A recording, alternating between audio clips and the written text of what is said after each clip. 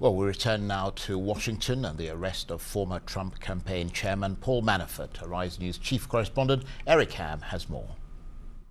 Going straight to jail. Charles, I'm standing right outside of the U.S. Supreme Court, the epicenter of the criminal justice system here in the United States. And today, President Donald Trump's former campaign chair, Paul Manafort, his bail has been revoked and he has been ordered to go directly to jail. Now, this comes after Special Prosecutor Bob Mueller charged Paul Manafort with witness tampering, and today he was in court meeting with the judge, and the judge actually revoked his bail and sent him directly to jail. And so he will be spending his time in jail until his court date, which is not until next month. So now many court watchers are looking to determine if now that Paul Manafort has to spend his days in jail leading up to his trial date, does that add additional pressure on him to actually attempt to strike a deal with the Mueller probe, or will he continue to try to fight this battle in court? And today we heard from President Donald Trump on his former campaign chair this morning before the ruling came down from the judge. Let's take a listen to those comments. You know, Paul Manafort worked for me for a very short period of time. He worked for Ronald Reagan, he worked for Bob Dole, he worked for John McCain, or his firm did. He worked for many other Republicans.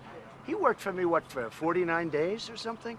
A very short period of time. Also, Charles, the fallout continues on the Inspector General's report from the Department of Justice.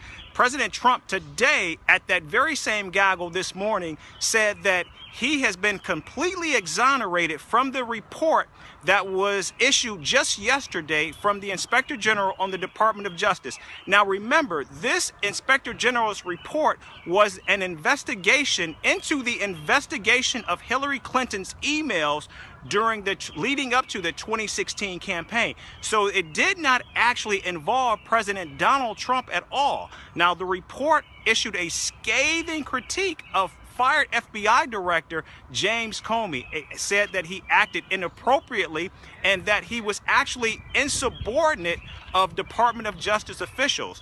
Now, the report did say, in spite of his behavior, that he did not act, nor did any of the prosecutors act with any political bias. And the president was unhappy with those final findings.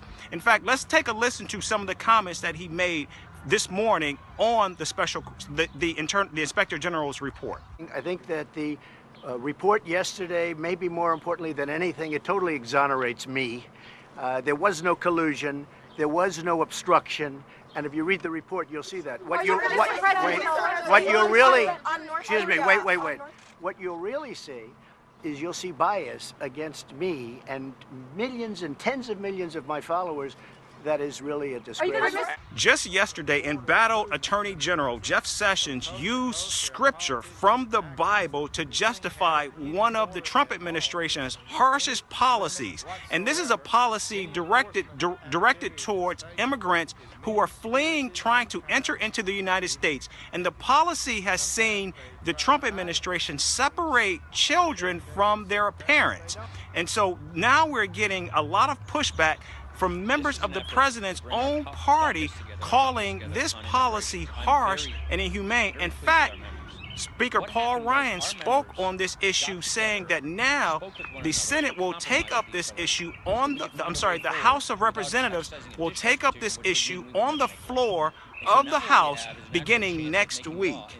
And not only that, but there's a continued battle, and many are balking at this policy. In fact, we heard from Sarah Huckabee Sanders yesterday where she was pushed very hard from members of the press about this policy. Let's take a listen to her comments. I can say that it is very biblical to enforce the law. That is actually repeated a number of times throughout the Bible. And finally, the president continues his fight on trade. We saw just last week how ratcheted up the tensions became between the president and members of the G7. And today, the president issued a statement saying that he is enacting 25% tariffs on $50 billion in goods from China. In fact, I'll read a little from the statement that he issued today, and it says, These tariffs are essential to preventing further unfair transfers of American technology and intellectual property to China,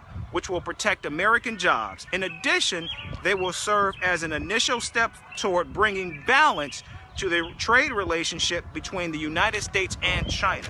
The United States will pursue additional tariffs if China engages in retaliatory measures, such as imposing new tariffs on United States goods, services, and agricultural products. Clearly, the president is following up on his word, and he is ready for a battle, whether it's his neighbors, Canada, Mexico, the European Union, and now China. I'm Eric Ham with the Rise News, Washington. Eric, as ever, thanks very much indeed for that comprehensive report. Eric Ham, of course, our chief Washington correspondent there.